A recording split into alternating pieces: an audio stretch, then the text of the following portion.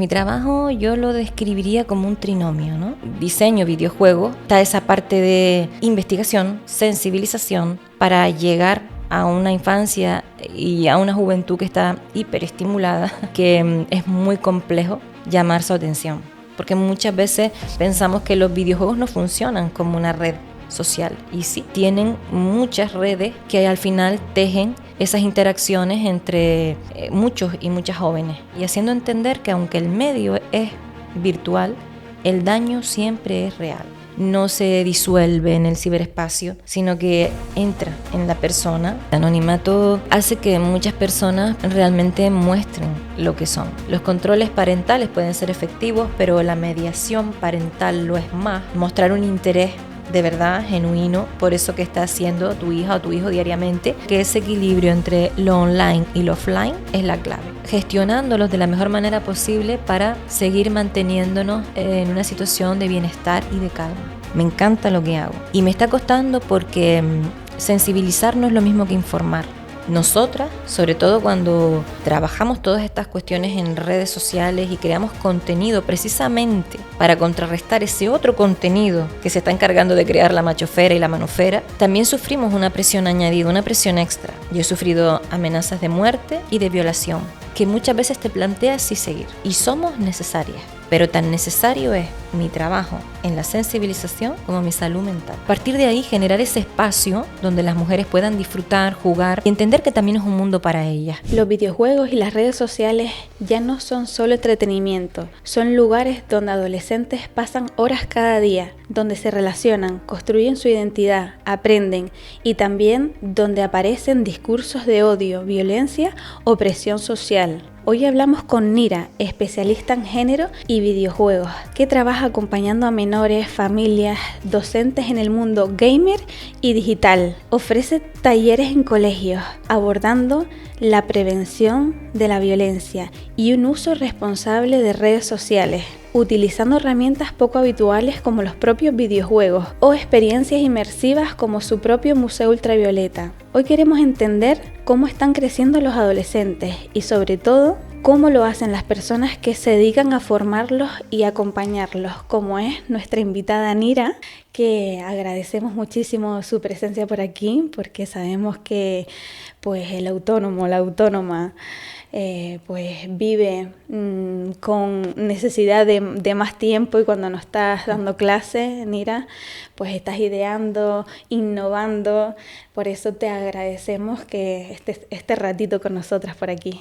Muchísimas gracias a ti, Dania, por esta invitación a Voz en Calma, y para mí es un placer. De hecho, son los momentos que también disfruto, ¿no? Salir también un poco de esa rutina y de las cosas que generalmente hago. Qué bueno. Mira, para muchas personas, incluida yo, esto es un mundo pues novedoso y desconocido, porque haces muchas cosas en redes sociales, con el mundo digital, quería decirte. ¿Cómo nos explicarías tu trabajo? Bueno, pues mi trabajo yo lo describiría como un trinomio, ¿no? Como un trío bien avenido. Y es que, por una parte, investigo la realidad de la infancia y la juventud, porque me interesa muchísimo saber de qué estoy hablando, sobre qué voy a trabajar, sobre qué terreno estoy trabajando. A mí me interesa muchísimo porque las investigaciones son el diagnóstico de las problemáticas. Es conocer qué está pasando para poder aportar soluciones. Y aportar soluciones para mí pasa por la sensibilización, por esa otra parte, esa segunda parte que sería la sensibilización. El trabajo en el aula, el trabajo en primaria, en secundaria, también con alumnado universitario, y luego acompañar a familias, a profesorado, también a profesionales de la industria de los videojuegos, para que entiendan que hay otra manera también de diseñar y que nos lo están pidiendo la juventud, la infancia también nos señalan qué cosas son mejorables, porque en todos los sectores hay cosas mejorables y cosas que conservar. El mundo de los videojuegos no es ajeno a esto. Entonces, para mí, la solución es sensibilizar, pero también hay otra parte, que es esa tercera parte, que es innovar y crear pues videojuegos, entornos inmersivos, metodologías que puedan tratar lo mismo que hemos tratado durante años. Yo llevo 20 años en la sensibilización y siento que sigo abordando las mismas cuestiones de manera diferente. Claro está, porque las problemáticas emergen de manera distinta también, pero sí que me gusta innovar en esas metodologías. Uh-huh. En ese sentido, pues también diseño videojuegos para los cuales pues cuento con un equipo de profesionales que llevan a cabo esa idea inicial. Y para mí innovar siempre es muy importante. Por eso digo que está esa parte de investigación, sensibilización e innovación, creación de productos, de servicios distintos para llegar a una infancia y a una juventud que está hiperestimulada y que es muy complejo llamar su atención. Me parece muy interesante esto que dices de empezar por la investigación, porque es donde realmente conocemos las necesidades y bueno, luego cómo se están moviendo y cómo nos podemos adaptar a ellos, no de cualquier manera, ¿no? Sino yendo a la diana. Sí. ¿Qué viste, Nira, en las aulas o en esos adolescentes para tú decir, aquí hay algo que hacer? Yo empecé en la sensibilización, prácticamente todavía no había terminado la carrera. Yo estaba haciendo la formación, los cursos de doctorado, y yo ya estaba impartiendo a mis propias compañeras y compañeros formación en cuestiones de género y arte, ¿no? Y cuando salí de la carrera, decidí hacer un máster en políticas de igualdad y violencia de género, precisamente porque no había encontrado a esas mujeres dentro de lo que fue mi formación de 5 años en la licenciatura.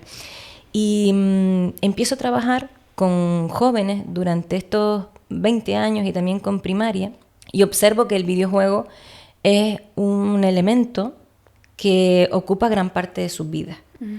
Y aunque a priori a mí el videojuego no era algo que personalmente me gustase o yo jugase a los mismos, sí que es verdad que como artista me interesaba muchísimo ver esos escenarios, las partículas, los efectos, incluso las narrativas, las bandas sonoras de los videojuegos. Para mí siempre han sido y son no solamente productos culturales, sino productos artísticos, son puro arte. Entonces, desde esa fascinación, empiezo también a ver en paralelo que a la juventud y a la infancia les fascinan. Y no solamente para jugarlos, también para consumir contenido sobre videojuegos. De hecho, hay más jóvenes que consumen contenido sobre videojuegos, es decir, que ven a personas jugando, que jóvenes que juegan a videojuegos. Esto nos puede sorprender, ¿sí? Pero es muy similar a las personas a las que les gusta ver fútbol, pero no jugarlo. Hay muchísimas más personas a las que les gusta ver el fútbol que realmente aquellas personas que toman un balón y juegan. Pues aquí pasa exactamente igual. Entonces, ya con 36 años fue cuando yo decidí estudiar ingeniería informática, porque decidí entrar en ingeniería informática a estudiar un posgrado que me facultaba para ser experta en diseño de videojuegos, sin tener ni idea de nada, absolutamente, de jugar. Pero bueno, oye, saqué muy buena nota, de hecho, de las mejores de la clase, de las mejores notas, y me fascinó, me encantó. Tuve muchísima suerte de estar en un momento en el que yo misma reforcé que podía hacerlo, porque los prejuicios que circulan alrededor de las mujeres que toman estas decisiones, pues al final hacen que muchas veces tomemos cierta distancia de aquellos sueños que tenemos o incluso los desestimemos. Y entonces me cogí en un momento fuerte, ya con 36 años, y todos esos prejuicios o comentarios que me rodeaban y que hacían que de alguna manera yo diera un paso atrás, pues no permearon en mí, y lo hice, pero pensando en esa infancia y esa juventud que quería entender mejor, y que sabía que estaban y siguen fascinados y fascinadas por este producto. Esa fue tu motivación, Sí. ¿no, Nira? El acompañar o entender más a esas personas, ¿no? Sí. Y qué valiente por tu parte, porque pues ya una con 36 años, ¿no? Pues muchas veces no quiere meterse en un mundo pues también difícil, ¿no? De estudiar, incluso con prejuicios. Qué bonito el haberte escuchado a ti misma para seguir tu objetivo. Y esta comparación que has utilizado con el fútbol, con ver el fútbol, me ha aclarado mucho, porque, bueno, podemos entender a estos adolescentes, no sé si es población sobre todo adolescente, ¿verdad? Que usa este tipo de herramientas no solo como ocio y solo estoy ahí, sino también para sociabilizar. ¿Es así? Sí, efectivamente, también en torno a esas partidas online donde interactúan, pues hay chats como Discord y otros espacios donde al final crean comunidad y efectivamente socializan. Y ahí es donde entra esa parte que los hace muy similares a las conocidas como redes sociales al uso, ¿no? Porque muchas veces pensamos que los videojuegos no funcionan como una red social, y sí, tienen muchas redes que al final tejen esas interacciones entre muchos y muchas jóvenes. Vale, y tú que estás dentro, que sabes cómo se pueden relacionar, ¿cómo lo ves tú? ¿Cómo se relacionan estos chicos dentro de estos videojuegos? Se pueden relacionar como en la vida offline. Se pueden relacionar de una manera amable, de una manera empática, y se pueden relacionar de una manera también no adecuada. Incluso podemos estar hablando de ciberviolencia, ¿no? Podemos hablar de acoso, podemos hablar de amenaza y de cosas que ya no son tan amables, tan agradables, ¿no? Vale. Y como en el mundo offline, todo esto hay que trabajarlo desde la sensibilización y haciendo entender que aunque el medio es virtual, el daño siempre es real. Es decir, la persona que tú estás insultando, aunque esté en otro país, en otro continente, está sufriendo ese daño. Y no solamente durante la partida, sino cuando apague la consola. Sobre todo. Porque ese daño va a seguir ahí. Entonces es muy importante hacer entender a la infancia y la juventud y también a personas adultas, pero bueno, aquí, Dania, nos estamos centrando en la infancia y la juventud. Es importante hacerles entender que el medio es virtual, el daño es real y por tanto no se disuelve en el ciberespacio, sino que entra en la persona que estamos insultando. Y también es muy importante, y más allá de empatizar, de que puedan ponerse en el lugar de las otras personas que están insultando, amenazando, acosando, es importante también repensar sobre nuestra identidad y nuestros valores, ¿no? Esa identidad digital. Oye, si yo me considero una persona que no soy racista, machista, xenófoba, si yo entro a jugar una partida, aunque yo entre desde el anonimato, voy a seguir siendo la misma persona con los mismos valores. No van a cambiar. El contexto es distinto, solo el contexto, pero yo soy la misma persona. Entonces esto también es algo que es importante trasladar a la infancia y la juventud, es decir, ¿quién eres tú? Totalmente. Si eres una buena persona, o si pretendes ser cada día una buena persona con el resto de niñas, de niños, de jóvenes con los que interactúas, es importante que entiendas que este no es más que otro contexto, pero tú sigues siendo la misma persona. Claro. Porque si no, al final los valores van a depender de ese espacio que estamos ocupando. Y realmente los valores es algo que forma parte de ti. Es importante esto, hacer llegar que eres la misma persona, como estás diciendo, ¿no? Aunque tu nombre en la red social lo pongas de cualquier manera, lo estás escribiendo tú. Posiblemente el anonimato influye a que se realicen este tipo de conductas, ahora escuchándote. Sí, efectivamente, el anonimato hace que muchas personas pues realmente muestren lo que son. Porque si tú no eres una persona machista, no vas a insultar de manera machista a mujeres con las que juegas. Si tú no eres una persona racista, tampoco te van a salir insultos de este tipo con personas con las que juegues. Sí, entonces hay que revisar qué es lo que emerge de cada persona cuando está bajo el anonimato y cuando está bajo tensión también, porque muchas veces hay jóvenes que me dicen, es que como estoy tan nervioso jugando y tal, pues me sale, pues si te sale esto, que te está saliendo prácticamente de las tripas, ¿no? Hay que revisarlo. Por supuesto. Justo en el podcast hemos hablado con alguna persona más visible en redes sociales y esta persona llegaba a la conclusión de si me estás diciendo esto, hay algo en ti que no está bien. Efectivamente, el daño muchas veces lo recibe la persona a quien va dirigida el insulto, ¿no? O la palabra, mal dicho, la frase.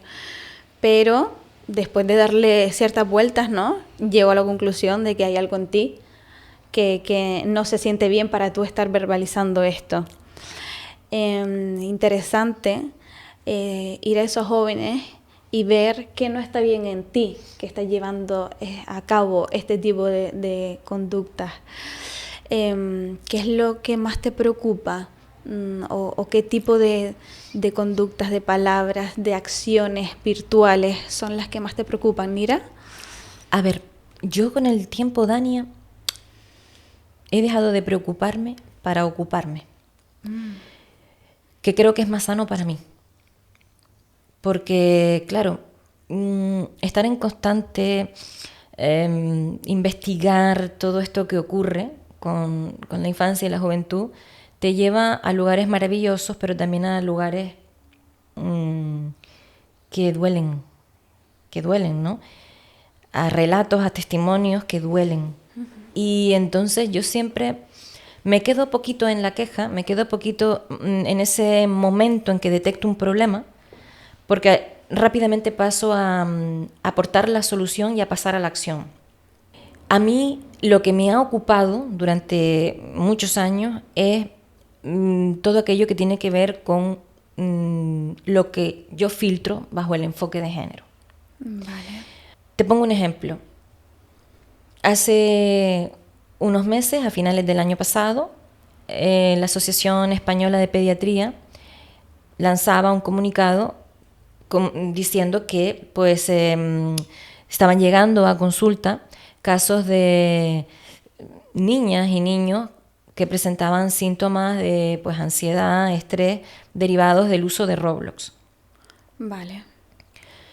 Y en ese momento a mí me cogía justamente en varios centros de primaria de un mismo municipio, donde se me permitió hacer 5 sesiones seguidas con el mismo grupo, con muchos grupos. Estamos hablando de más de 70 intervenciones, 70 charlas y de cientos de alumnos y alumnas, ¿no?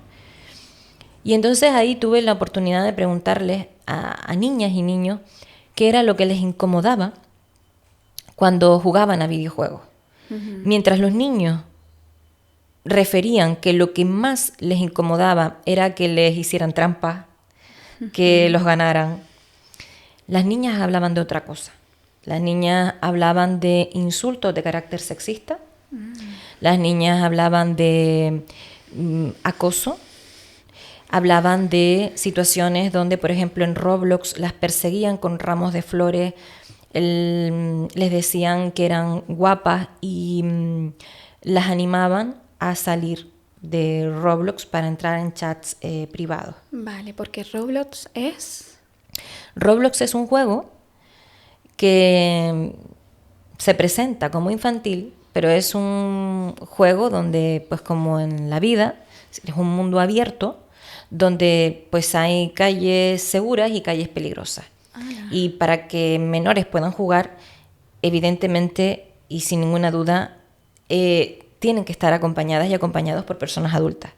Vale. Porque el grooming, que es ese acceso de personas adultas a menores con fines que no son jugar, pues está muy presente en este juego. Wow. Entonces, lo que yo detecté en estas niñas eran situaciones totalmente diferentes. Y como esto, en 2020 yo empecé a investigar qué es lo que pasaba. En 2020 lo empiezo a investigar en secundaria. Luego ya he ido, como te comentaba Dani, en estos últimos meses también he trabajado con primaria en diferentes comunidades de España y he visto las mismas situaciones, con lo cual creo que la intervención debe ser más temprana todavía de lo que lo estamos haciendo. Y entonces yo desde 2020 ya más del 40% de las chicas y me comunicaban, me contaban en cuestionarios anónimos que pude realizar a través de investigaciones con universidades españolas, que sufren ese tipo de discriminación sexista dentro de las partidas.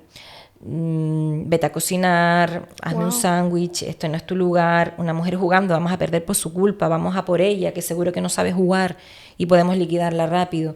Y luego insultos gravísimos que son de carácter sexista y que todas las personas que nos están escuchando pues pueden imaginarse, ¿no? Vale. Entonces también le pregunté a los chicos si lo habían escuchado, si habían visto y si podían confirmar que esto que cuentan las chicas es cierto. Y ellos decían que sí, en el mismo porcentaje que ellas qué interesante. referían haberlo sufrido. Entonces es una verdad incómoda que detecté en 2020 y luego pues ha sido confirmada por otras investigaciones que han venido después y que han seguido profundizando en esta cuestión y que al final nos pone en un lugar y es en un lugar en el que hay que actuar. Y aquí hay muchos agentes que están implicados. Por una parte, la parte educativa, esa parte docente, también esa parte institucional que apoya proyectos que pueden intervenir en el aula, pero por las familias, pero por otra parte la industria de los videojuegos, evidentemente. Esto lo has hecho, Nira, y con esto se han hecho cosas, ¿no? No solo ha quedado en investigación, en datos, sino que a partir de ahí comienza una sensibilización importante para estas franjas investigadas, ¿no? Sí. Ok. ¿De qué manera? Bueno, yo, lo primero, como te decía, Dania, yo todos los años siempre hago encuestas. Esté apoyada o impulsada, financiada por universidades españolas o instituciones o no. Yo en el aula pregunto constantemente y normalmente de forma anónima qué es, porque claro, muchas veces no quieren expresarse frente a sus iguales y no quieren relatar ese tipo de cosas. Entonces muchas veces la mejor forma es hacerlo de forma en que no se tengan que exponer en el aula. Al final muestras un lado vulnerable también, ¿no? Exacto. Entonces, ¿cómo lo hacemos? Pues en este caso a mí me gusta pues hacerlo de forma anónima y que se puedan expresar libremente. Y todos los años a mí eso me da las herramientas y el previo para poder luego hacer esas intervenciones en el aula, ¿no? Para poder trabajar en base a esa realidad que año tras año estoy detectando y observando. Porque si no, al final estamos dando respuestas a problemas actuales con estrategias del pasado. Porque nos quedamos en esos problemas que hemos detectado hace unos años y sobre todo con tecnología. Hay que estar siempre al día porque cambia vertiginosamente y lo que hacen en estos entornos virtuales es siempre diferente y suelen ir 20 pasos por delante. Entonces no es lo mismo que en cualquier otro sector, ¿no? Otro producto cultural que podamos analizar, el videojuego, los entornos inmersivos, ahora la inteligencia artificial. Hay un montón de cuestiones que son súper rápidas a nivel de innovaciones y de novedades, de cosas nuevas. Entonces tienes que estar constantemente preguntando, sobre todo preguntando porque yo tengo 43 años, no voy a estar constantemente buceando en ese mundo infantil o juvenil porque no me apetece, Dania, también ¿no? te lo digo. Y no nos relacionamos con ellos constantemente. Claro, entonces yo tengo una vida, no sé si de persona adulta, Sí. pero la mayor parte del tiempo Total. sí. Y con unos gustos que en muchos casos se alejan, en un 90% se aleja de aquellos productos culturales y de entretenimiento que utiliza la infancia y la juventud. Entonces, ¿cómo conozco qué es lo que hacen? Pues preguntando. Preguntando y luego investigando sobre eso que me cuentan. Claro. Y escuchándote me parece interesante, no sé si ya se lleva a cabo, si en los propios videojuegos hay educación. Porque, claro, sería interesante, ¿no? Mira, al final están continuamente en los videojuegos y es donde se producen la violencia. No se puede combinar educación con juego. Sí, se puede y se hace. Lo que pasa es que no siempre. Me explico. Todas las personas que nos están viendo, escuchando, seguramente utilizarán plataformas donde tienen acceso a un montón de series, un montón de documentales, un montón de música, un montón de todo, ¿no? Y ahí tienen series educativas y series de entretenimiento. Tienen documentales y no siempre eligen esa parte más educativa de esa plataforma que están pagando, ¿no? En esa suscripción mensual. En el mundo de los videojuegos pasa igual. En el mundo de los videojuegos hay videojuegos de todos los tipos de género y hay juegos educativos. Pero yo sí que, al margen de que podamos elegir videojuegos por mero entretenimiento, que creo que es algo lícito, es como cuando llegan las 8 de la noche y a lo mejor a ti no te apetece ver un documental porque llevas todo el día trabajando y con un montón de responsabilidades, y cuando llega tu momento de ocio, dices, bueno, yo quiero algo que me evada completamente y que me entretenga porque no me apetece ver ahora un documental, ¿no? En el que tenga que estar pensando más de lo que ya he pensado durante el día. Entonces, con la juventud y la infancia pasa lo mismo. Muchas veces eligen videojuegos que les entretienen simplemente, y eso está bien. Luego, sí es verdad que yo creo que es importante, y esto yo creo que sí es exigible, que la industria de los videojuegos elimine de la ecuación de los videojuegos aquellos componentes que los hacen sexistas, Por supuesto. machistas, racistas, xenófobos, clasistas. Yo creo que todo eso lo podemos eliminar sin afectar a sus mecánicas, a la capacidad de divertirnos, a la capacidad de envolvernos en sus bandas sonoras, de que nos fascinen los modelados 3D, 2D, todo el arte, el concept art del videojuego. Es decir, yo creo que no es mucho pedir que eliminando todo esto de la ecuación, la industria pueda seguir trabajando videojuegos maravillosos. Yo creo que esto no es una petición muy descabellada. Totalmente. Ni creo que sea muy complicada. Y menos con los datos que vamos a hablar después, que se da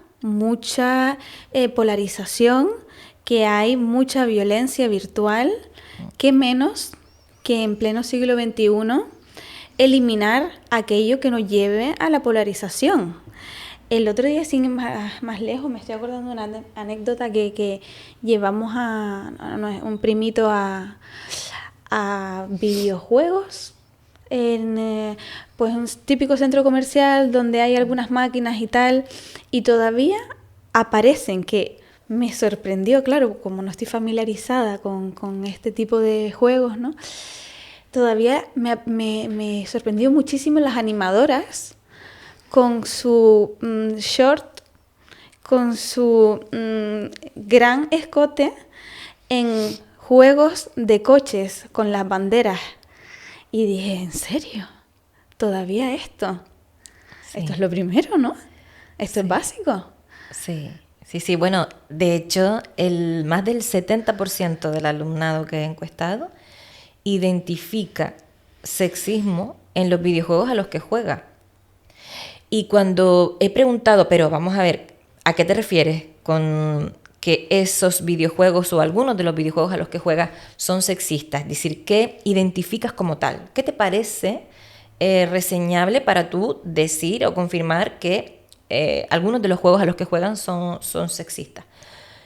Pues me hablaban de la imagen hipersexualizada de las mujeres, me hablaban también de escenas de violencia de género explícitas, wow. Me hablaban de que consideraban sexista cuando no habían mujeres o escaseaban dentro de la narrativa, del relato, del videojuego. Y al final te das cuenta de que esto que yo expongo, pongo sobre la mesa, no es algo mío que me he tomado un alimento en mal estado en el desayuno, sino es algo que nos está relatando las propias consumidoras y consumidores de videojuegos, en este caso, total, jóvenes e infancia. Entonces creo que ahí el mundo de los videojuegos y el sector de los videojuegos debería atender a esto que nos interpela y que nos está diciendo, hey, aquí hay cosas que mejorar. Porque te digo más, yo pregunté si habían otros ismos, aparte del machismo, el sexismo, si habían otros ismos que encontraban en los videojuegos, y había muchos más. Hablaban ¿sí? de todo, hablaban de homofobia, de diversofobia, hablaban de todo. Vale. Pero en primer lugar situaban el sexismo. Claro. En primer lugar situaban el sexismo. Entonces, claro, esto genera un entorno muy hostil para las mujeres, que muchas veces hace que ellas jueguen cosas que me relatan, que me cuentan, no que yo intuyo, ¿sí? Pues hace que ellas utilicen un nombre de usuario que consideran masculino, que las hacen pasar por hombre, utilizan una skin, un avatar, una apariencia que también consideran de hombre, no utilizan el chat de voz para que su voz no las delate como mujeres. Vale. O utilizan distorsionadores de voz masculina. Y esto pensaba que era solamente algo que hacían en secundaria, pero también lo hacen en primaria. Por tanto, esto prácticamente nos retrotrae a tiempos pasados, donde las mujeres tenían que firmar con nombre de hombre sus obras literarias, por ejemplo.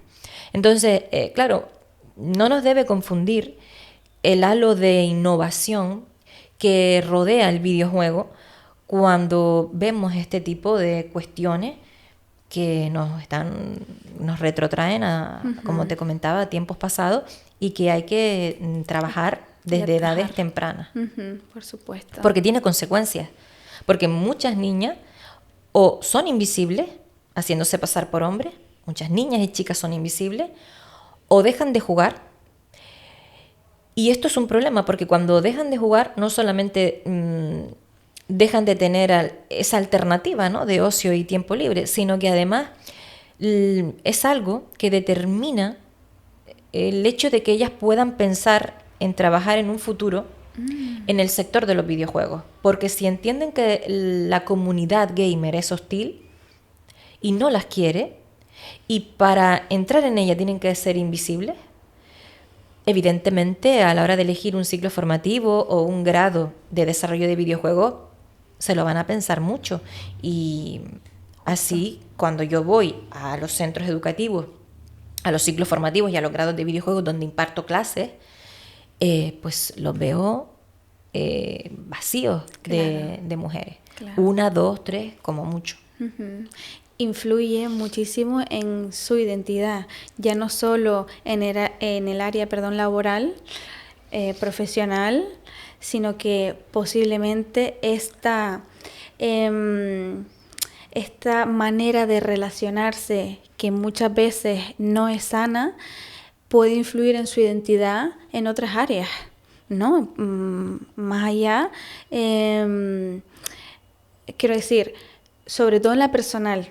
No sé si me entendí, sí. En qué pienso yo de mí misma, en cómo me relaciono conmigo, en tengo menos derecho que a, claro, o tengo menos derecho que esta persona, ¿no? O sea, estamos hablando de un área, de ocio, de sociabilizar, de aprender, de innovar, sí, donde se pueden trabajar mucho en ciertas habilidades de la persona.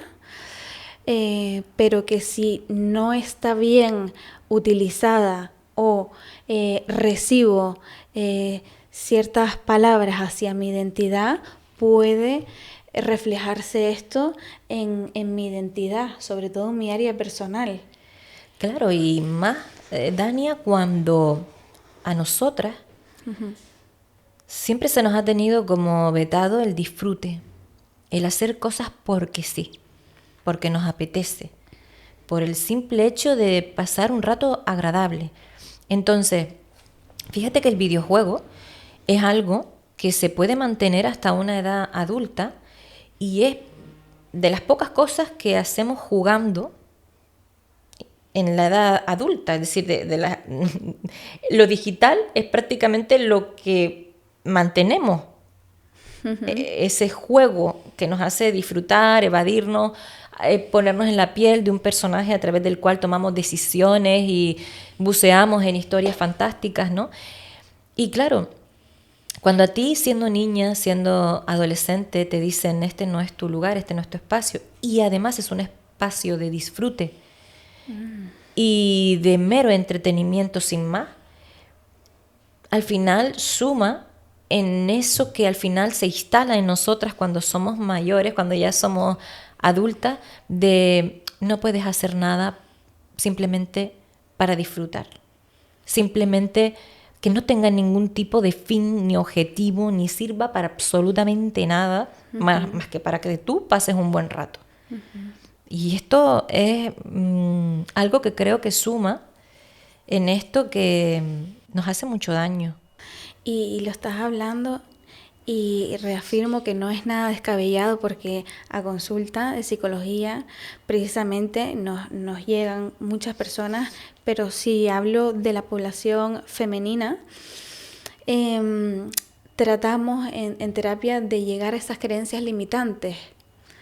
Yo no soy válida para, o no me siento segura para, ¿no? Y vemos que se producen muchas veces en la adolescencia y muchas veces en entornos donde la desigualdad ha estado presente. Entonces, necesitamos intervenir aquí y mira, no sé si mi cabeza, si lo sé, vuela probablemente, ¿no? De esto que me estás diciendo de la adolescencia, porque para mí como psicóloga es súper importante que haya una buena gestión parental, educativa, en general, ¿no? En la adolescencia. Me parece vital, porque es que luego nos llegan adultos heridos, ¿no? Entonces, cuando hablabas de, sí, Dania, claro, hay juegos educativos, pero hay muchos juegos que directamente son ocio de otra manera y ya está. Y siendo adolescente probablemente elija lo segundo, ¿no? Porque ya para educativo tengo el instituto, claro, mis padres, ¿no? Claro. Pero sí que desde mi parte más sensible con esto, yo te diría que a lo mejor esto es loco, ¿no? Pero metería esta información en todos los juegos, ¿sabes? De manera repentina, un audio, quizás recalcando la buena práctica, la igualdad, no sé, en formas de llevar a cabo el juego, sea cual sea el juego, ¿no? En vestimenta, en... No sé si yo estoy, Nira, o estoy diciendo cosas que no van. Sería genial, sería genial. Lo que pasa es que, claro, para que realmente suponga un cambio para nuestra sociedad, tendríamos que hacerlo con todos los productos culturales. Porque, claro, la juventud, la infancia, está permeada por un mundo que va más allá del videojuego. Es cierto que el videojuego es muy inmersivo porque el videojuego nos hace ponernos en la piel de un personaje y tomar decisiones constantemente, cosa que no hacemos con una canción. Una canción la escuchas, punto. O sea, no hay más. Y no puedes modificar nada de lo que te está presentando ese artista, ese artista. Entonces, pero es verdad que tendríamos que exigir una responsabilidad compartida a todas las personas que de alguna manera crean productos culturales de entretenimiento para la infancia y la juventud. Yo creo que es una responsabilidad siempre que te dedicas a crear algo que sabes que va a llegar a un público juvenil o infantil. Creo que hay una responsabilidad que debe ser compartida y debe ser asumida, porque al final tenemos un poder y creo que hay que aprovecharlo bien. Pero lo que ocurre es que todos esos prejuicios y todos esos estereotipos que muchas veces tenemos ya como personas adultas nos acompañan al espacio de trabajo, al espacio creativo, porque no están pasados por un filtro ni están trabajados. Y entonces simplemente pues los llevamos a las empresas y esto al final afecta nuestras relaciones con las compañeras, afecta nuestras relaciones no, ya no solo personales, sino también laborales, y luego afecta al producto, porque todos esos prejuicios, todos esos estereotipos que no nos hemos trabajado, pues al final los vas a llevar al producto. Uh-huh. Y por eso es tan importante trabajar todo esto desde que son totalmente pequeñas y pequeños, porque uh-huh. es ahí donde al final se origina todo y donde si no hacemos un trabajo se va a mantener e incluso va a dimensionarse, va a cobrar una dimensión mayor si no seguimos abordando todas estas cuestiones. Claro. Y comparto mucho contigo que se debería abordar de una manera interdisciplinar para que realmente llegue bien la información. Hablando de adultos, no sé si los padres, desde tu experiencia, realmente son conocedores del mundo digital donde se mueven sus hijos. No del todo.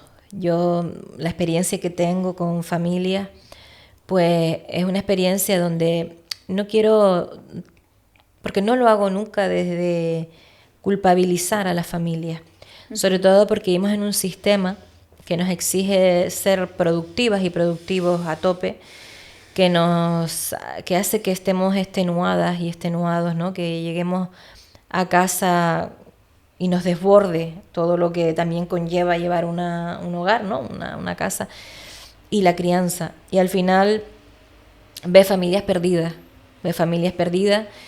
y ves familias que no saben muchas veces pues qué está pasando en ese mundo digital. Mi trabajo, mi labor es acompañarles primero a entender este mundo, a saber qué es lo que está pasando y a saber cómo acompañar sin tener que ser gamer, sin tener que jugar todos los juegos a los que juega tu hija o tu hijo, sino pues estando presentes, abriendo un canal de comunicación. Los controles parentales pueden ser efectivos, pero la mediación parental lo es más, porque la mediación implica esa apertura, esa comunicación, es estar no fiscalizando qué está haciendo, sino mostrar un interés de verdad, genuino, por eso que está haciendo tu hija o tu hijo diariamente, por eso que le apasiona. Y en ese ir y venir de conversaciones cotidianas, diarias, desde el corazón, van a surgir, o van a aparecer esos riesgos sobre los que vamos a poder intervenir y vamos a poder acompañar. Pero si solo preguntamos para fiscalizar, para pillar, para ver si hay algo malo, al final no vamos a conseguir nada. Me voy a proteger de decírtelo. Claro. Me va a dar miedo contarte. Exactamente. Entonces, luego sí, evidentemente, pues hay un montón de instrumentos, de herramientas que podemos usar para escoger bien un videojuego que vamos a poner en manos de una menor, de un menor, pero no siempre vamos a acertar. Por eso el poder tener esa vía de comunicación abierta creo que es lo más efectivo. Totalmente. Aquí te pueden estar escuchando papás y mamás y además estoy recordando en Reyes largas colas en sitios donde se compra videojuegos. El mensaje que le transmitirías a esos progenitores de forma específica, Nira, ¿cuál sería? A ver, el mundo de los videojuegos es maravilloso. Y después de formarme y de bucear en ellos, entiendo por qué fascinan tanto. Al mismo tiempo, considero que es importante hacer que muestren interés por el mundo offline, por ese mundo que está más allá de las pantallas. Pero no en contraposición a, no enfrentado a, eso que les encanta, sino porque verdaderamente ese mundo offline sea atractivo para la infancia y la juventud. En octubre del año pasado llegó a mí un informe de UNICEF que cambió mi forma de ver y de hacer las cosas. Y en ese informe se decía que más de la mitad de la infancia y la juventud encuestada manifestaba desear desconectar, pero no saber cómo. Para mí esto fue muy importante y empecé a ver de qué manera podía acompañarles a desconectar. Pero no desde la contraposición, como te comentaba Dania, desde el enfrentamiento o desde esto es negativo, porque no lo es, sino simplemente es acompañarles a vivir en equilibrio, ¿no? A poder tener diferentes ofertas, digamos, o alternativas de ocio, de tiempo libre, de disfrute, y que no siempre sean asociadas a lo digital. Y ahí me encontré con un reto, porque claro, ¿cuál es mi uso como adulta de la tecnología? Porque tengo que ser sincera conmigo misma. Totalmente. Y ahí tuve algo claro y que he ido teniendo todavía más claro conforme han ido pasando los meses. Y es, si yo no lo atravieso, yo no puedo acompañar. Y esto es algo que también diría a la familia. Es importante valorar y mirar interiormente y ser honestos y honestas con nosotras mismas como personas adultas y pensar si nuestra relación con la tecnología es una relación que nos hace sentir bienestar, que nos hace sentir en calma. Y a partir de ahí, hacer nuestro trabajo y después valorar acompañar. Y es lo que estoy haciendo. Ahora mismo, Dania, en mi caso, yo estoy con meditación, con mindfulness, observando y pensando qué es lo que me hace disfrutar más allá de las pantallas. También valorar qué sensaciones físicas, emocionales me hace sentir el contacto con las pantallas, cuánto tiempo paso, qué es lo que hago con ellas. Qué bueno, Nira, qué bueno esa experiencia en ti para luego poder ofrecer una información cierta, real y honesta. Claro, porque a mí me gusta hablar con la infancia y la juventud desde el corazón, entendiendo también que yo soy una persona mayor, quiero decir, no desde el adultocentrismo, porque no es pensando yo tengo la razón, yo sé lo que tú necesitas. Claro. No. Así no llegamos. No, es ¿qué necesitas? Y entonces plantearme de qué forma te puedo ayudar y hacerlo de la forma más honesta que puedo. Y en este caso, que para mí ha sido un antes y un después este informe, y sobre todo esa parte del informe, yo me he planteado hacer un cambio y una transformación personal radical para poder acompañar en ese otro lado. Porque creo que ese equilibrio entre lo online y lo offline es la clave.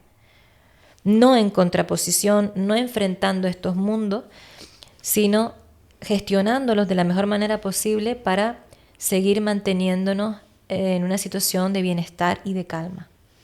Me parece muy bonito.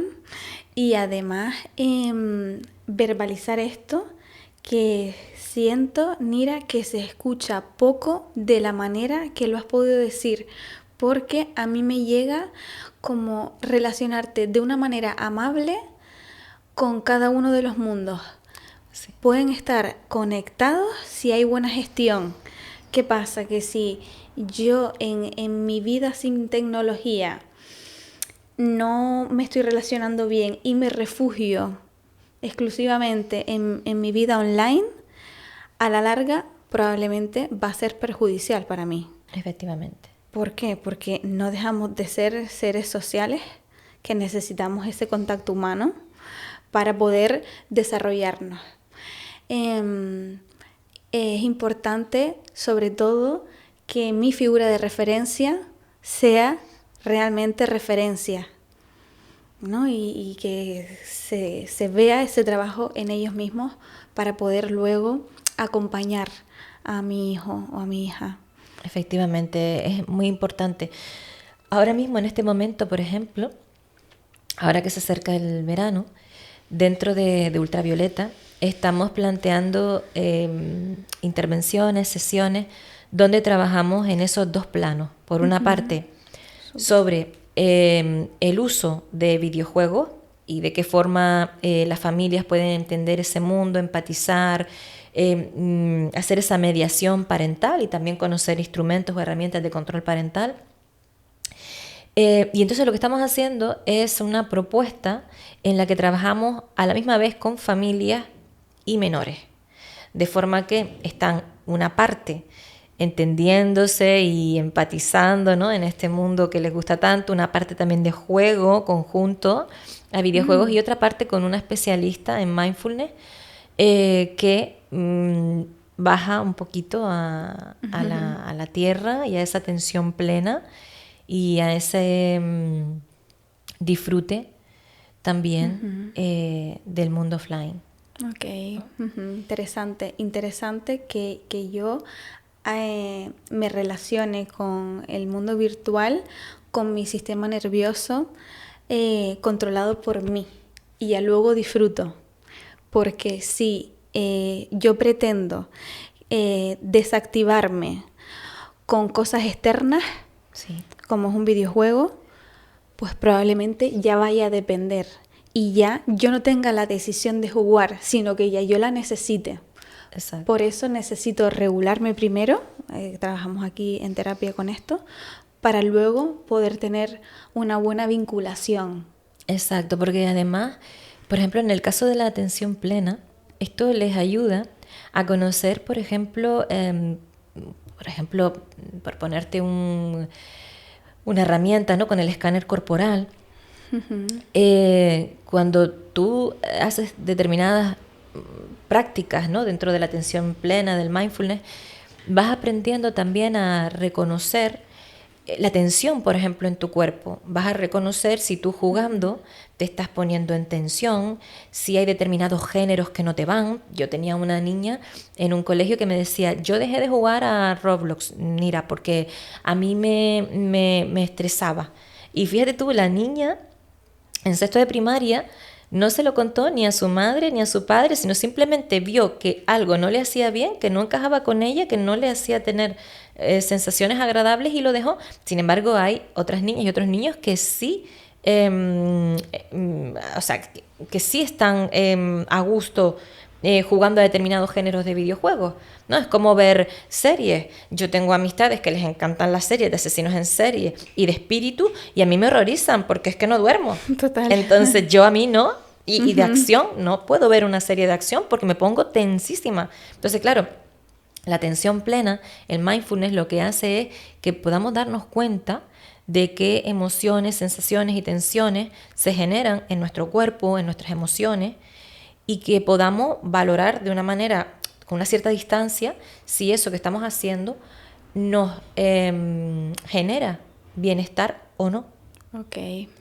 De ahí la importancia, ¿no?, de poder llevarles a ese reconocimiento de sus emociones y también de su cuerpo, ¿no? Importante esta autopercepción. Sí. Para eso, ¿no? ¿Qué dices? Para tener yo el control. Claro, porque así van a entender, oye, llevo mucho tiempo jugando, soy consciente de que me duele la cabeza, soy consciente de que tengo tensión en la espalda, soy consciente de que no estoy respirando bien, de que mi respiración es un poco superficial. Voy a dejar esto, pero porque he reconocido esa sensación. Y esto yo creo que si no lo hemos aprendido las personas adultas, la infancia y la juventud al final beben de lo que hacemos las personas adultas. Por eso te decía, Dania, que tengo que ser honesta conmigo misma, y por eso estoy en ese proceso de transformación, para poder hablar de algo que yo he atravesado. Si no, no lo voy a poder hacer o no lo quiero hacer directamente. Y es un proceso donde muchas veces y muchos días estaremos más conscientes, y hay otros días que la tecnología nos nos aborda de una manera que no nos enteramos. Totalmente. Sí, sí, sí. Mira, hablando del mundo gamer que me cuentas, hemos hablado de, claro, los momentos difíciles de los padres, ¿no? Pero por supuesto, esto tendrá cosas positivas para los jóvenes y las jóvenes que están aquí jugando. ¿En qué le beneficia? Bueno, es un mundo de relación, donde se relacionan con otras personas, donde pueden cooperar en un videojuego también para resolver, ¿no?, todas las tramas que nos presentan estos productos. Y es un espacio también de entretenimiento, como lo puede ser cualquier serie que consumimos las personas adultas en un momento en que lo que queremos es pues simplemente desconectar. Y luego evidentemente también hay videojuegos que les pueden enseñar muchas cosas y que son claramente educativos. Los videojuegos son diversos, como cualquier otro producto cultural. Entonces hay que entenderlos como tal, sin exigirles más.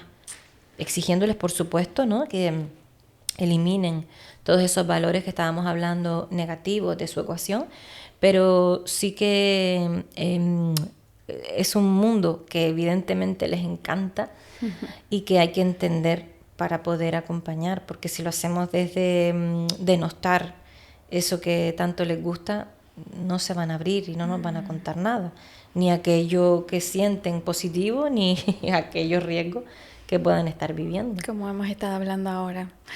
Ahora entramos, si te parece, en un bloque más de la docencia, que decías ahora mismo que llevas unos 20 años relacionada con el trabajo en las aulas.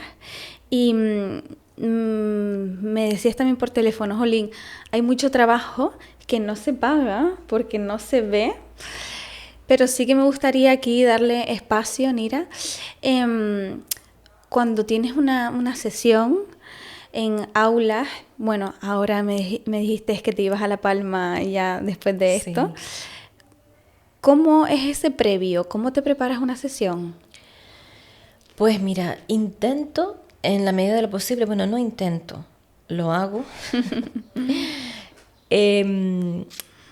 Aportar siempre un 10% de mejora en eso que estoy haciendo. A la vez también, para mí es importante siempre hacerlo desde ponerme en el lugar del público a quien voy a dirigir la acción, a ese punto de dolor, a esos deseos, a esas inquietudes, porque trabajo con un público que no solamente se circunscribe al ámbito infantil y juvenil, también trabajo con personas adultas, con profesionales, y entonces lo que procuro es estar siempre pues al día de lo que está pasando y sobre todo utilizar una metodología también que llegue, que pueda ser incluso divertida, y no solamente para el público al que va dirigido, sino para mí, porque al final también, aunque con muchísimas variaciones y actualizaciones estoy haciendo lo mismo constantemente, para mí también tiene que ser estimulante. Pasa muchas horas. Una de las cosas que hago es eso, ¿no? Que pues que sea estimulante, que sea atractivo, que sea basado en la realidad de lo que está viviendo ese perfil al que voy a dirigir la acción formativa o de sensibilización. Para mí eso es importante. Justo, ¿no? Al pasar tantas horas, imagino que hay una parte de ti que lo disfruta y que lo vive con vocación. Sí. No sé si quisieras pues darnos algún ejemplo de cosas que disfrutas, que vives pues muy bonito, que te llevas a casa y que te impulsan. Pues mira, a mí lo que me llevo muchas veces son las aportaciones que me hacen desde las aulas, lo que me cuentan, también cuando paso cuestionarios de satisfacción, donde no solamente quiero saber con qué se quedan, sino qué les hubiera gustado obtener, o sea, qué consideran que podría ser mejor esa intervención, porque me gusta que estar constantemente validando lo que hago para que me digan cómo mejorar para ellas, para ellos. Para mí eso es súper importante, estar constantemente validando los servicios que yo ofrezco para poder ofrecer algo que se ajuste a las necesidades actuales y reales, porque si no, al final estás como repitiendo algo como si fueras un loro y no sirve para nada. Entonces, me gusta saber qué impacta y me encantan los mensajes, sobre todo de las chicas y de los chicos en redes sociales, ¿no? Muchas veces me escriben, a veces también me hacen regalos, cartas, ¿no?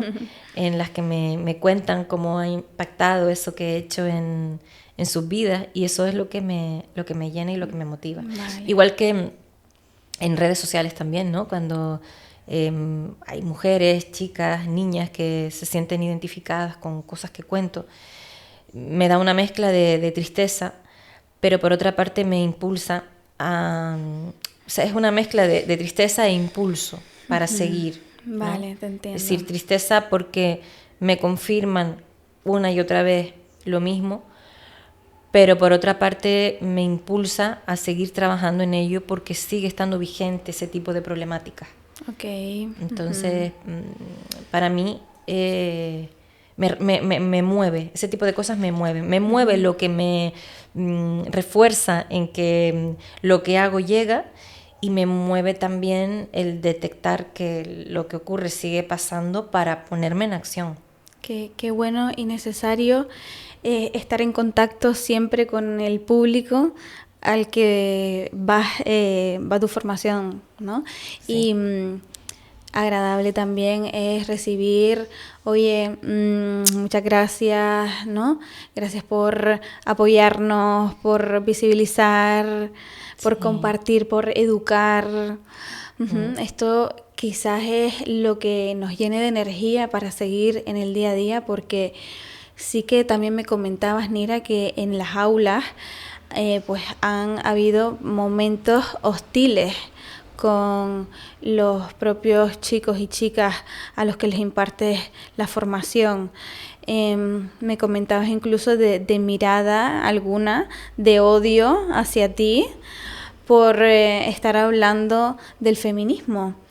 Sí, aquí, bueno, lo que llamamos manofera o machosfera, pues tiene mucho que ver. Y es esa misoginia, ese antifeminismo que polariza y radicaliza a una parte del alumnado. Y digo una parte porque yo en 20 años puedo decir que he visto un cambio en positivo maravilloso, alumnado con unas reflexiones súper profundas, con un conocimiento de la realidad social increíble, que muchas veces incluso están por delante de ti, ¿no? Y tienes que estar buscando terminología en casa porque te quedaste atrás, ¿no?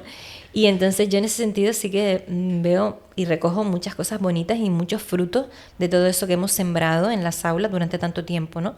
Pero también veo casos muy puntuales donde hay una polarización muy dura de ver, de escuchar y también de recibir, porque nosotras somos carne de cañón en todo esto, en redes sociales y en el aula también. No es la tónica, yo veo a miles de jóvenes al año y puedo decir que la experiencia generalmente es positiva, pero luego nos estamos encontrando casos con unos relatos, unas narrativas, unos comentarios que te dejan como, de verdad, pero esto es de este siglo lo que estás diciendo. O sea, y luego con muchas veces agresiones verbales o incluso amenazas de agresión física que sufro y que sufren algunas compañeras que también te dejan... Pero quiero decir y quiero puntualizar y reseñar que es algo puntual, que sorprende por lo grave del asunto, pero y que tiene un origen en toda esta machofera y manofera que al final alienta a los jóvenes, a los chicos jóvenes,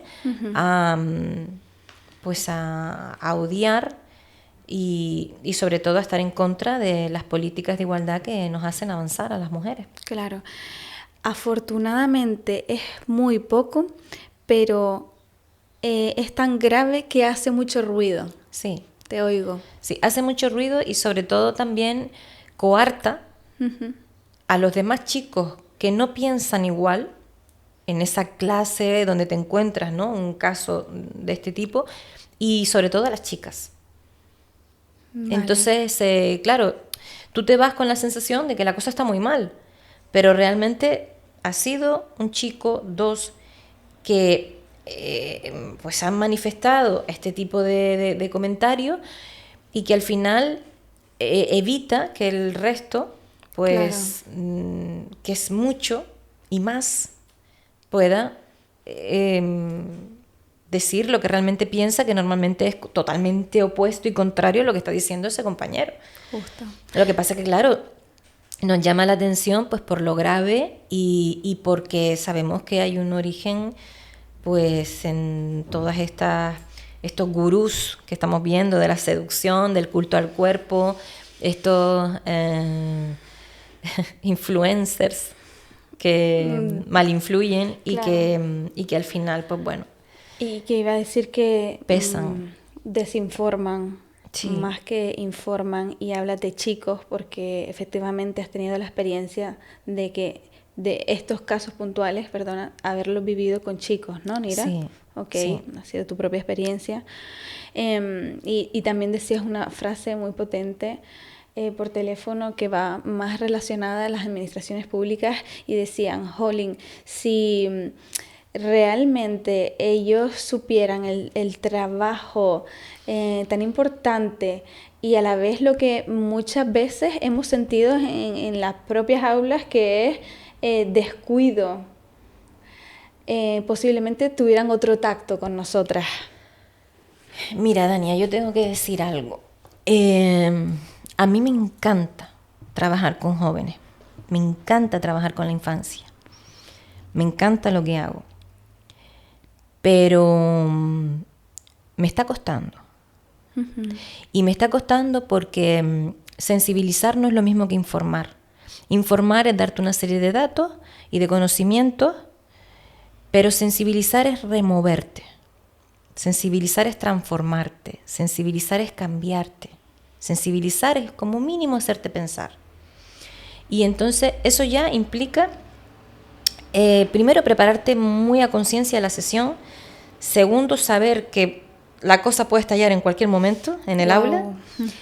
Y tercero, cuidarte mucho en tu ámbito personal para poder estar bien tú y a su vez poder seguir trabajando en esto. Primero, para estar bien tú, y segundo, para poder seguir trabajando en esto. Si además este tipo de proyectos generalmente dependen de financiación pública y las administraciones con las que trabajas no entienden tu realidad como autónoma, ya la cosa se complica todavía más, ¿vale? ¿Por qué? Porque tú presentas un proyecto, lo ejecutas, lo justificas correctamente y presentas una factura. Porque es un trabajo. A una doctora que salva vidas, le llenará salvar vidas, pero cobra un salario. Las personas que nos dedicamos a esto también, a lo social en general, ¿vale? Y a esto también. Entonces, claro, cuando tú ves que eso, las facturas tardan un montón en abonarse, luego parece que no, esa área de intervención de tesorería, aparecen entes místicos que no aparecen ni con los cuales se puede acceder, etcétera. Se complica muchísimo la cosa. Es decir, piensa que nosotras, sobre todo cuando trabajamos todas estas cuestiones en redes sociales y creamos contenido precisamente para contrarrestar ese otro contenido que se está encargando de crear la machofera y la manofera, ese contraargumento, también sufrimos una presión añadida, una presión extra. Yo he sufrido amenazas de muerte y de violación. Entonces, claro, si tú añades, si tú sumas la presión de sensibilizar, que repito, no es informar, no es dar conocimientos a tu alumnado, es removerlo, que eso es algo totalmente diferente.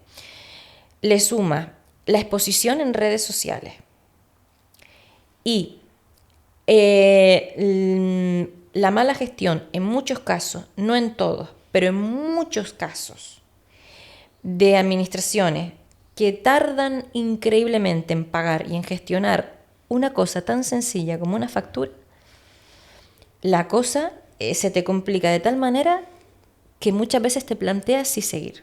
Por supuesto. Y somos necesarias. Pero tan necesario es mi trabajo en la sensibilización como mi salud mental. Porque sin mi salud mental no hay nada. Por supuesto, Nira. Uh-huh. Y qué importante que lo tengas tú clarísimo para, aunque no estés teniendo ese apoyo de fuera, sí que dártelo a ti misma y saber parar cuando tenemos que parar. Sí. Has dicho ahora cosas muy importantes que entiendo que la experiencia y el haber sufrido en tu carrera profesional estas cositas te han llevado a conocerlo de primera mano, el no estar apoyada, el no estar cuidada y la importancia que tiene estar mano a mano con esos jóvenes. Me comentabas que llegó un momento que te lo planteaste realmente, incluso que has estado con ese apoyo terapéutico para no gestionar esto tú sola. Efectivamente, porque me tengo que cuidar para poder acompañar. Y sí, he tenido que recurrir a terapia porque muchas veces esa presión hace que no estés bien. Porque te podría decir, Dania, que eso se puede ver en tu trabajo, ¿no? Si puede afectar a tu trabajo el hecho de que no estés bien. Pero creo que eso es secundario. Uh-huh. Totalmente. Eso es secundario. Lo importante es cómo estoy yo. ¿Cómo estoy yo? Simplemente, ¿cómo estoy yo? Y sin cómo estoy yo para poder aportar. No. Simplemente cómo estoy yo. Y para mí es muy importante cómo estoy yo. Yo llevo muchos años, desde los 18 años en el activismo. Tengo 43. Creo que he aportado muchísimo, tanto dentro del mundo del arte como dentro del mundo de los videojuegos. Uh-huh. Me siento orgullosa de mi trabajo, al igual que admiro a muchísimas personas que se dedican a esto y ponen el alma y el cuerpo en todo lo que hacen. Tengo muchísimas personas que admiro un montón. Y también es un momento a la vez en el que me priorizo. Por supuesto. Y tengo claro que a mí lo que me mueve y lo que me hace seguir manteniéndome es la pasión por lo que hago. Y sobre todo el ver que verdaderamente hay un impacto real a través del trabajo que hago. Pero siempre he dicho que no tengo miedo a cambiar de registro en un momento determinado, porque siempre voy a priorizarme. Y creo que es el mejor mensaje que le puedo dar a cualquier mujer, a cualquier niña y a cualquier chica que me esté escuchando. Priorízate frente a todo lo demás. Es que te estoy escuchando y lo que tú ya tienes integrado por tu trabajo terapéutico, por tus habilidades personales, por tu experiencia, por ese mundo emocional, cuidado, es lo que muchas veces trabajamos en terapia. Y ya lo tienes adquirido, Nira. Entonces esto es como un colchoncito interior que ya tienes para poder descansar cuando estás viendo esto en tu entorno laboral, ¿no? Es como, ok, sé que puedo volver a mí y estar segura de mí misma. Y sobre todo también te voy a decir más. Mira, nos hacen decidir nuestra profesión y a qué nos vamos a dedicar el resto de nuestra vida con 18 añitos. ¿vale? Muchas veces escogemos formaciones que en un momento determinado de nuestra vida nos gustan y tienen sentido, pero que vamos cambiando, vamos transformándonos. Y yo siempre he dicho a mi entorno que no tengo miedo en todo esto que he construido, incluso dentro de mi empresa de Ultravioleta, no tengo ningún apego a todo esto. No tengo apego ni a mi formación, ni a mi trayectoria, ni a lo que he conseguido, en el sentido de que en cualquier momento puede dar la vuelta y transformarse en otra cosa totalmente diferente que resuene conmigo en este momento de mi vida. Okay. Siempre estaré cerca del feminismo y siempre voy a hacer activismo. Yo creo que voy a envejecer así, pero quizás no de la misma manera. Transformándote. Exactamente. Y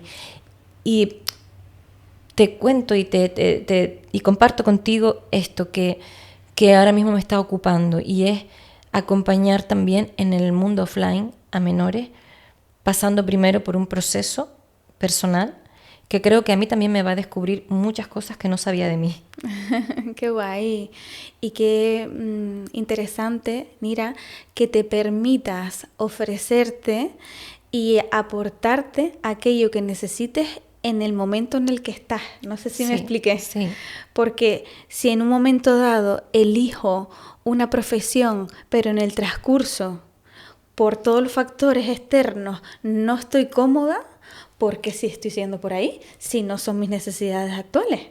Exacto. Entonces es muy valiente escucharte y volver a redirigir tu camino tantas veces necesites. Exacto, o sea, el GPS hay que recalcularlo cada vez que creas que no te está llevando al lugar adecuado. Justo. Mira, si me permites, entramos en un bloque final, aunque yo hablaría contigo muchísimo tiempo más y es más, trabajaría contigo tantas cosas, ¿no? Desde la psicología con este mundo en el que te mueves, pero bueno, sí que tenemos que reducir y concretar un poco nuestros caminos, porque a veces tenemos tanto que luego el autocuidado, ¿dónde queda, no? Sí.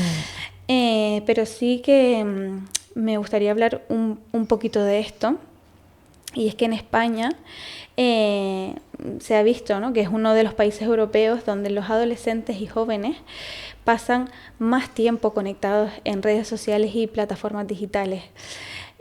UNICEF, que la nombrabas antes, ha aportado un estudio donde más del 90% de los adolescentes en España utiliza las redes sociales a diario, y casi la mitad reconoce haber sufrido algún tipo de violencia digital, como insultos, difusión de contenido íntimo, acoso. Diversos estudios alertan del impacto que esto puede tener en la autoestima.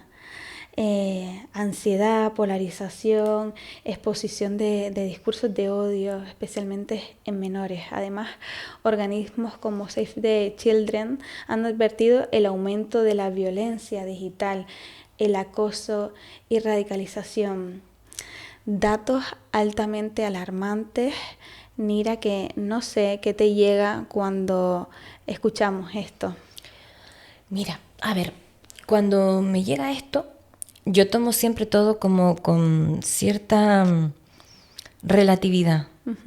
Me refiero, si nos retrotraemos en el tiempo y nos vamos a esa generación de nuestras madres, de nuestros padres, vamos a ver que el bullying en sus centros educativos era a nivel diamante, era una cosa, increíble.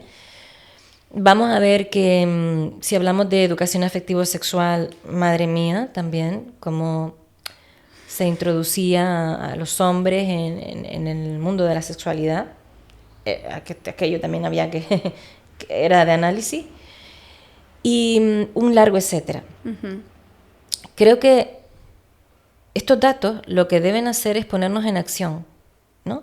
Pero no alarmarnos, sino tomarlos para ponernos en marcha y para entender que esas cosas que probablemente han sucedido siempre se están dando en otros contextos, en otros formatos y en este caso en ese ámbito digital, ¿no? y están tomando otras estructuras. Y habrá que intervenir de una manera distinta. No vamos a poder intervenir de la misma manera que lo hacíamos hace unos años o hace décadas. Entonces creo que porque cuando nos alarmamos, nos paralizamos. Justo. Y también entramos en ese pozo, en ese túnel de preocupación que nos mantiene en la inacción porque no nos ocupa del problema. Entonces yo creo que todos los datos debemos reposarlos y sobre todo plantear soluciones y pasar a la acción, porque es como, yo siempre pongo este ejemplo, es decir, es como ir a tu doctora, ¿no? Tú vas a tu doctora porque tienes un catarro y entonces tú llegas allí y te diagnostica una gripe, pero no te receta nada. Entonces no te está dando una solución. Tú sabes el diagnóstico, pero vas a seguir con la gripe, incluso vas a empeorar, ¿no? Entonces, diagnóstico, solución, que es la receta, pero luego tú tienes que ir a la farmacia y tomártela. Y eso es pasar a la acción. Porque si tú te han dado la solución, pero no te pones en marcha, pues la cosa sigue igual. Claro, y perdóname, aquí hablaríamos de progenitores, de profesionales en equipos educativos, ¿no? Que lleven a cabo y que hagan llegar, mejor dicho, a los adolescentes todas estas medidas preventivas. Efectivamente, y todo muchas veces es un efecto mariposa. A veces pensamos, pero esto no sirve para nada. Este poquito que yo voy a aportar no va a impactar. Pero ese poquito que tú vas a aportar a lo mejor llegó a 1, 2 alumnos y alumnas que a su vez tienen un entorno al que van a contagiar positivamente, ¿no? De eso positivo que tú has plantado, ¿no? Entonces, sobre todo no tirar la toalla. Ya te digo, a mí muchas de las cosas que leo y que investigo me duelen, pero procuro mantenerme poco tiempo ahí. Okay. Porque si no, si lo paso por el filtro del alarmismo, de la preocupación, he notado que me paraliza. Y bloquea, justo. Me bloquea. Es como, diríamos en terapia, es como ver algo muy grande para mí y yo sentirme pequeñita ante eso. Sí.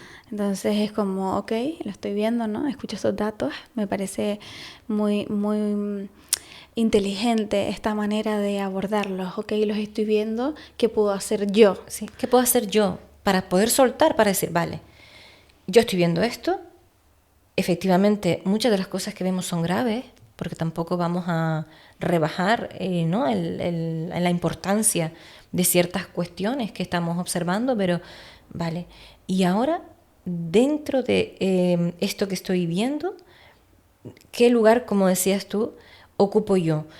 ¿Qué puedo hacer yo? ¿No? Y también, ¿qué puedo hacer yo desde las herramientas, instrumentos, el tiempo que tengo? Y en paralelo a mi bienestar. O sea, ¿cuál puede ser mi contribución? Porque una de las cosas que yo trabajé en terapia fue me decía la psicóloga, mira, no vas a salvar el mundo. O sea, no vas a cambiar el mundo, el planeta completo. O sea, tú vas a aportar tu granito. Y eso es bonito. Y quédate con eso. Pero no te cargues el peso del mundo sobre tus hombros. Claro, porque entonces aquello que sí puedes hacer se nos complica también. Claro. Entonces, oye, ¿qué puedo hacer yo? ¿Y qué puedo hacer yo también teniendo mi espacio y también mis momentos de calma, de tranquilidad, de paz, de conexión con lo que me gusta?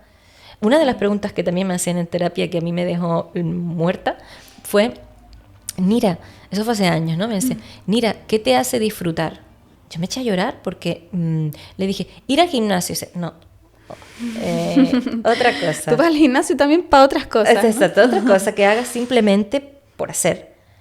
Me eché a llorar porque no supe qué contestar y he estado buscando y experimentando en torno al placer durante estos años para poder ir descubriendo que efectivamente me hace a mí estar en calma, me hace a mí sentir placer y bienestar y disfrutar finalmente. Totalmente. Pero me ha costado muchísimo. Aquí hablaríamos de la dopamina, ¿no? De esas sustancias que tenemos que tener para sentir ese placer, esa comodidad y luego afrontar ciertas situaciones que debemos y otras que queremos de una manera placentera, y que nos genere eso, bienestar. Sí. Mira, abarcas un montón de cositas, pero sí que para finalizar le damos espacio al videojuego, que ocupa gran parte de tu trabajo, y es que la industria del videojuego es una de las más grandes del mundo y en España supera ya los 2 millones de euros anuales según datos de la Asociación Española de Videojuegos. Además, más del 70% de los adolescentes, pues una cifra enorme, juega de forma habitual, convirtiendo los videojuegos en uno de los principales espacios de socialización juvenil. Al mismo tiempo, profesionales defienden su potencial educativo y social cuando realmente se utilizan bien. Hablábamos antes de esto, ¿no? De socializar en videojuegos, a la vez que es importante hacerlo en el mundo offline, ¿no, Nira? Y como vivirlos de una manera equilibrada. Pero hay algo, mira, fíjate, estos datos que efectivamente, ¿no? Comentabas que en la actualidad son vigentes y que es una industria, ¿no? Que crece exponencialmente, que ofrece también oportunidades de trabajo, donde gran parte de la juventud pues está inmersa. Aquí, en estos datos, hay varias cosas que me interesan y me interesa destacar, y es, por una parte, es un mercado que ofrece oportunidades laborales, es un mercado que está generando más ingresos que el mundo del cine y de la música. Wow. Y que por tanto está ofreciendo puestos de trabajo a los que quiero que accedan también las mujeres. Y en este sentido hay algo que contrasta, y es que somos el 50,4% del total de personas que juegan en España, somos mayoría, dato que se repite en múltiples países del mundo, es decir, que es algo que ocurre a nivel global, que se manifiesta en el ámbito nacional que nos ocupa, pero luego es curioso que manteniendo un interés por los videojuegos, constatable en ese dato, solamente somos el 26% del total de quienes trabajan en la industria en España. Y esto tiene que ver con lo que hemos hablado inicialmente, y es con esa hostilidad que reciben las chicas cuando comienzan a jugar, incluso siendo niñas. Vale. Y ahí tenemos que trabajar sensibilizando a los niños, a los chicos, a los hombres adultos, para que esto no ocurra, que también las plataformas asuman la responsabilidad que tienen de evitar esto y de moderarlo, de eliminarlo completamente de sus juegos y plataformas online, y a partir de ahí generar ese espacio donde las mujeres puedan disfrutar, jugar y entender que también es un mundo para ellas, para que por fin podamos romper esa brecha STEAM y que las mujeres, las chicas, también valoren el poder entrar en un ciclo formativo, en un grado vinculado al mundo de los videojuegos, y podamos aumentar ese número. Y no solamente es estar, sino estar bien. Porque los datos también apuntan, ese mismo libro blanco del desarrollo español de videojuegos, habla de que nosotras, de que no hay, más de la mitad de las empresas no cuenta con planes de igualdad, que bueno, no son obligatorios si no tienes un determinado número de personas trabajadoras, pero los protocolos antiacoso sí, y más de la mitad no cuenta con ellos. Por tanto, no solamente es que las mujeres estén, sino que las mujeres estén bien. Entonces, la industria tiene una serie de retos y desafíos a los que debe enfrentarse para poder facilitar que las mujeres por fin estemos en condiciones de igualdad en este sector que también es para nosotras. Wow, mira, porque además son mayoría, dices. Somos mayoría, y de hecho en estudios internacionales, uno de los estudios que tuve la oportunidad de tener hace poco en mis manos, de 2025, hizo una investigación sobre 21 países, y la mayor parte, salvo Emiratos y China e India, la mayor parte de los países en el mundo investigados tenían mayoría de jugadoras en el ámbito nacional que los ocupaba. O sea, que no es una cuestión de España, sino que es una cuestión a nivel mundial. Sí hay interés, sí queremos jugar y queremos también desarrollar. Interesante que lo verbalices, Nira, porque además este dato también lo he visto en tus redes sociales, que te seguimos, porque necesitamos alzar la voz para decir, oye, aquí estamos y aquí queremos disfrutar. Exacto. Hemos hablado de muchas cositas, hemos hablado mucho de sensibilización, de disfrute, de igualdad, de sensibilidad, de docencia, de cuidado en la adolescencia, de cuidado hacia una misma.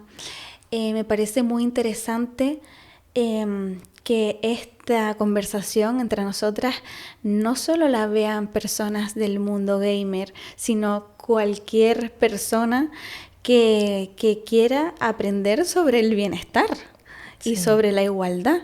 Mira, que creo que son 2 palabras que me llevaría hoy de esta conversación. No sé si tú, a las personas que nos estén escuchando, añadirías alguna más.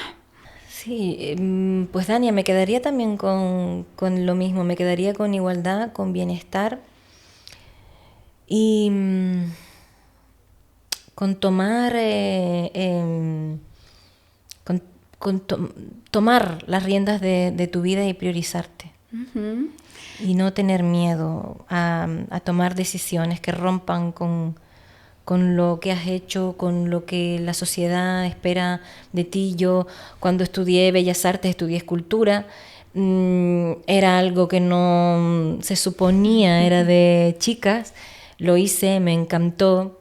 Estudié un máster en políticas de igualdad y violencia de género, tampoco se esperaba que una persona que quería ser artista pues introdujera esa perspectiva de género en su obra o se interesara por estas cuestiones.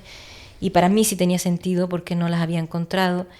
Y tampoco tenía sentido hacer videojuegos 16 años después. Y para mí sí lo ha tenido. Y tampoco era algo que nadie esperara. Es decir, con 36 años, que no tienes ni idea de videojuegos y tal. Bueno, pues lo hice. Y al final, si algo puedo decir es que he hecho lo que me ha dado la gana y lo voy a seguir haciendo. Totalmente. Y qué libertad poder decirlo, porque refleja mucha valentía. Has abierto muchísimo camino a muchas personas, pero sobre todo a ti misma. Si pudiéramos terminar completando esta frase, ¿cómo sería? Hoy me siento orgullosa de mí porque... me priorizo. Directa y clara para cerrar. Te agradezco muchísimo, Nira, tu intervención, tus conocimientos, la labor que estás haciendo a nivel social y sobre todo te agradezco también que hables de autocuidado, porque si las personas somos conscientes de esto, por supuesto que va a haber un mundo mejor. Muchísimas gracias. Muchas gracias, Nira. Ok. Qué bonito. Ay, muchas gracias, de verdad.